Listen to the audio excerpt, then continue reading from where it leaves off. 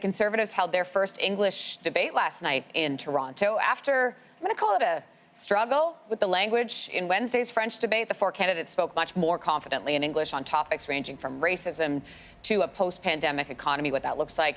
The Conservative Party chooses its new leader to replace Andrew Scheer a little bit later on this year. Joining me now with more on all that was, all that happened is Conservative strategist Jason Lietaer. Jason, hey, good to talk to you. Yeah, thanks for having me. Appreciate it. All right, let's break this down. Who exceeded expectations? Who fell short? What's your opinion? Yeah, well, I think the debate was a lot more subdued than the French one the night before. So even though they were struggling with the language, there was a lot less sniping and a little more policy. So that was interesting. I think Mr. O'Toole and Mr. McKay, Peter McKay and Aaron O'Toole, really distanced themselves from the field. They're the two front runners, and I think it became clear watching the debate, that was in fact the case. I think they had really good moments, both of them on the border, criticizing Mr. Trudeau. If there's one thing that everybody could agree on last night, it was Mr. Trudeau needs to be replaced. So it was a completely different debate than the French debate. It was pretty competent debate, but there weren't any real, nuclear moments between the two of them. Yeah, I was going to ask you, just in general, any standout moments that you want to highlight? Yeah, I thought that Mr. McKay did a really good job, criticizing Mr. Trudeau on his failure to close the border quickly and some of, not giving China, sending PPE outside the country, those kinds of things. I thought Mr. O'Toole as well made a really coherent attack on sort of Canada being more divided, less prosperous, and in worse shape than Mr. Trudeau. And I also thought Dr. Leslyn Lewis, who's sort of in third place or, trying to get into that third place position, she did a fantastic job on the question of systemic racism. I think, she's just really smart. She was really coherent, and she laid out the case for systemic racism and asking for Mr. Trudeau to do more than, I think the way she put it was has to do more than just take a knee in the protest. I thought it was a really coherent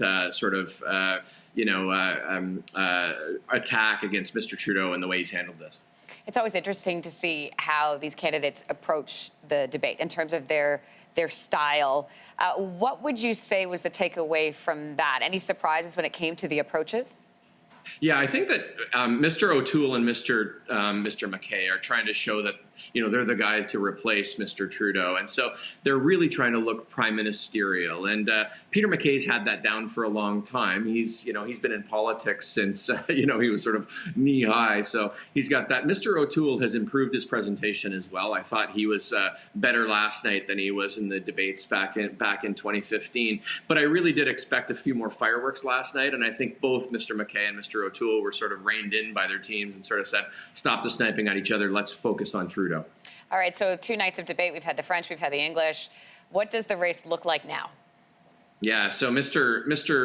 McKay has been the presumptive front runner from the start of this race. Mr. O'Toole is sort of catching up. I think both teams probably disagree on who's ahead and how, but I think that this thing could get down to the wire, and so we've got a little bit more time for them to convince Conservative Party members to vote for them. So you're going to see a pretty wild push to the finish, and trying to be the second choice of the other people. The way that I'm not going to explain the ranked ballot system, and that would take hours, but let's just say that being the second choice of a lot of people is a real benefit in the way that this voting works. So that's what they're going to be focused on over the next little bit.